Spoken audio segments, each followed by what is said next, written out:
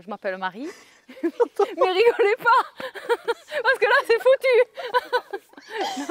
Et l'autre il va se pisser dessus là. Avant je travaillais dans les coopératives agricoles et j'étais magasinière. Et mon style c'est être dans la nature qu'on ne me commande pas et voilà. L'élevage c'est ma vie. Alors avant j'avais 3 bâtiments de chez Kaby de 30 mètres carrés. Après celui-là c'est un gros bâtiment de 60 mètres carrés. Voilà, pour les poules pondeuses. C'est monsieur qui fait toute la céréale. Je leur donne du blé et du maïs que je concasse parce que si je leur donne entier, elles ne le mangent pas. Il y en a une qui a mangé le blé, l'autre va manger le maïs. Donc je concasse tout dans un grand moulin. On peut en mettre 500, mais moi j'en mets que 249 pour qu'elles soient bien. Voilà, c'est important. Et en plus, pour me performer davantage, j'ai fait des formations bien-être animal et biosécurité. Oh, là, je suis bien à 90% de ponte. Oui, sur 249, je dois sortir 220, 249. Et il y a eu une fois où j'étais à 100%, mais ça a duré 2-3 jours. Je leur ai même mis un compteur d'eau, parce que si les poules, elles boivent, d'habitude, elles boivent par exemple 100 litres d'eau. Et bien si je vois qu'elles boivent moins, il y a quelque chose. De toute façon, l'élevage, c'est ça. Faut y être et les regarder, les surveiller, c'est de l'observation. Moi j'ai la Lomane, ça c'est une Ferrari de course, mais alors elle est très fragile et il faut vraiment la suivre. Je fais de la vente directe à la ferme, les gens viennent chercher les œufs à la ferme ou je vais au marché à Castelsarrasin de 8 h jusqu'à 11 h le matin. Je coule tout, il m'en manque.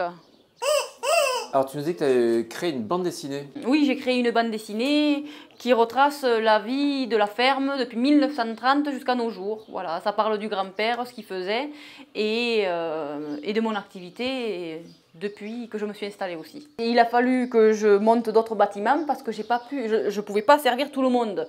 On le voit, les clients n'étaient pas contents. Il fallait quelques mois d'attente pour pouvoir servir tout le monde. Donc c'est pour ça que j'ai racheté à Kaby Group un autre bâtiment. J'étais trop contente du bâtiment parce que bon, les gens quand ils ne sont pas contents ça se dit. Alors parce qu'il me manquait de marchandises. Un bâtiment, puis 2, puis 3 et puis 4 après. Parce que le problème c'est pareil, je travaillais avec un ancien patron, il me disait les gens si tu n'en as pas une fois, 2 fois, 3 fois, après ils ne reviennent plus. J'y vais à 11 h 30 pour ramasser les premiers œufs, après j'y reviens à 15 h et après j'y reviens le soir après les vaches. Voilà, 3 fois par jour. Allez les filles, on se pousse. Allez, attention.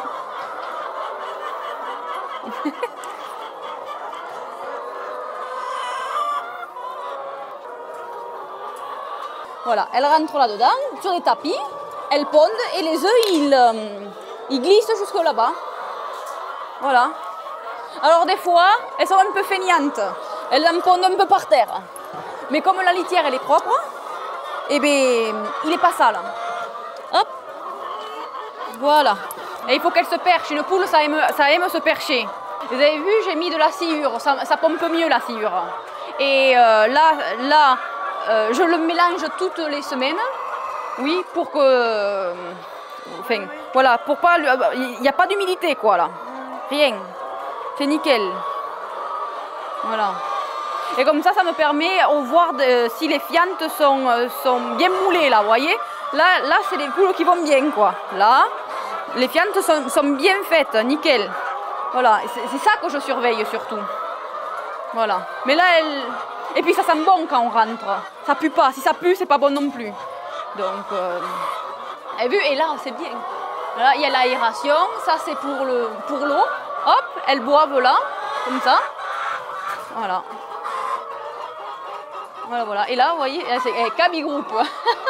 Elles montent comme ça, pas, mais elles vont pondre là-dedans. Des tapis. Vous voyez, les tapis sont bien là. Le système d'eau, eh bien là, il y a un tuyau. J'allume le robinet, ça coule là, et on peut mettre 100 litres. Donc je sais qu'elles boivent 100 litres par jour parce que ça se diminue. Après, ça coule avec les pipettes.